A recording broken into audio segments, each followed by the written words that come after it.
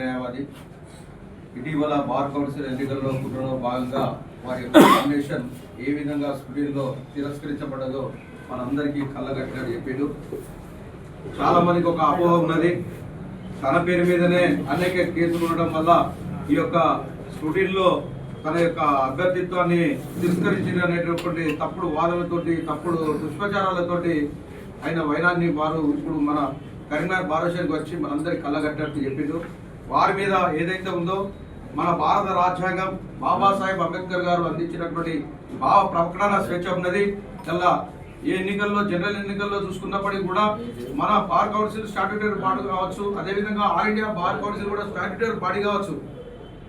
అయినంత మాత్రాన ప్రశ్నించద్దు అనేటటువంటిది ఏం లేదు. బాబాసాహెబ్ అంబేద్కర్ గారి భారత రాజ్యాంగంలో ఆర్టికల్ 19 ఆర్టికల్ 21 ఏదైతే ఉందో మనిషికి భావ ప్రకటన స్వేచ్ఛ ఇచ్చిండు, జీవించే హక్కు ఇచ్చిండు, ప్రశ్నించే గొంతుకలను భారత రాజ్యాంగమే కల్పించింది.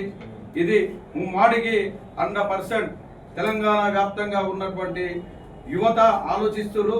రాపోల్ భాస్కర్ గారి యొక్క నామినేషన్ ఏదైతే ఉందో తిరస్కరించబడ్డదో ఇది బార్ కౌన్సిల్ పనిచేసేటువంటి వ్యక్తులు, కార్యాచరణ చిత్తశుద్ధి గల వ్యక్తులు ఏదైతే ఉన్నదో వాళ్ళను తిరస్కరించడం అంటే ఇది బార్ కౌన్సిల్ యొక్క కుట్రని ముమ్మాటిగా చెప్పక తప్పదు.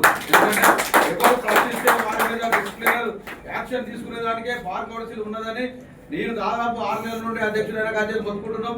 ఈ యొక్క మొత్తుకుడు ఏదో ఆయన ప్రజా వేదికల ద్వారా, ప్రెస్ మీడియా మిత్రుల ద్వారా ఏదైతే ఉందో ఈ భావ ప్రకటన స్వేచ్ఛ చెప్పింది కాబట్టి గౌరవ న్యాయవాదులకు ఏదైతే ఉందో ఆరిపోయే దీపానికి వెలుతురు ఎక్కువ అన్నట్టు అది ఒక్కబడి పాత సభ్యత. కానీ ఇప్పుడు ఆరిపోయే దీపం కాదు, మన రాపోల్ భాస్కర్ అన్న ఆరిపోయిన దీపం ఏదైతే ఉందో ఒక కొత్త వేల దీపాలు ఇటువంటి యువతను వెలిగిస్తున్నటువంటి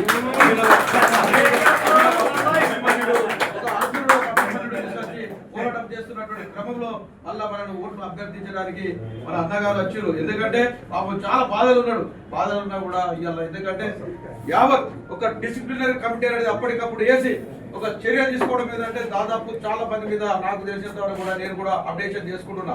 ఒక రాష్ట్ర వర్కింగ్ ప్రెసిడెంట్ గా, ఫెడరేషన్ ఆఫ్ బారోషన్స్ అధ్యక్షుడిగా ఎంతమంది ఇప్పుడు నామినేషన్ వేసిన వాళ్ళ మీద క్రిమినల్ కేసులు ఉన్నాయంటే చాలా మంది మీద వాస్తవంగా క్రిమినల్ కేసులు ఉన్నాయి. ఎక్కడైతే గెలిచే అభ్యర్థులు ఉంటాడో, ఎక్కడైతే ప్రశ్నించే గలాలు ఉన్నాయో ఆ గలాల యొక్క గొంతుకలు పూసడానికి ఒక కంకరం కట్టుకున్నది మార్గం. కాబట్టి యువత ఆలోచించాలి, సీనియర్ న్యాయవాదులు ఆలోచించాలి, ప్రశ్నించే గలకాలను అదేవిధంగా పారదర్శకంగా ఉన్నటువంటి వ్యక్తులు మనం ఏదైతే ఉందో కౌన్సిల్ గా పంపించేటువంటి భుజస్కంధాల మీద వేసుకోవాల్సిన బాధ్యత అందరిపైన ఉన్నది. ఎందుకంటే ఇందాకనే మన పరమేశ్వర కూడా గౌరవ ముందర చాలా సార్లు పరమేశ్వర్ అన్న ఒక హౌసింగ్ సొసైటీ మెంబర్ గా ఉండి చాలా మందిని కూడా ప్రశ్నించాడు. ఏది గత 2 సంవత్సరాలకు ఎన్నుకోబడ్డ బాడీని మీరు 8 సంవత్సరాలు ఎవరైతే 8 సంవత్సరాలు అధికారంలో ఉన్న కౌన్సిల్ మెంబర్లను వారు ఎన్నోసార్లు ఎండగట్టినటువంటి పరిస్థితులు ఉన్నాయి, నిలదీసినటువంటి పరిస్థితులు ఉన్నాయి. కాబట్టి ఏది ఏమైనప్పటికీ కూడా కొత్త వారిని ఎన్నుకోవాలనేటువంటి అంశంలో కీలక భూమిక పాత్ర పోషిస్తున్న ఎన్నికలు ఈ బార్ కౌన్సిల్ ఎన్నికలు. కాబట్టి మిత్రుడు, యువకుడు, అభినవ్, అభిమాని లాంటి వాడు మాట్లాడాలని చెప్పుకోవచ్చు. అందరికీ నమస్కారం. గౌరవ ప్రెసిడెంట్ నాగరాజు సార్కి, అట్లనే ఇక్కడ ఉన్న సీనియర్ అడ్వకేట్లకి మరియు జూనియర్ అడ్వకేట్లకి మరియు నా బ్రదర్ అండ్ సిస్టర్ అడ్వకేట్స్ అందరికీ నమస్కారం.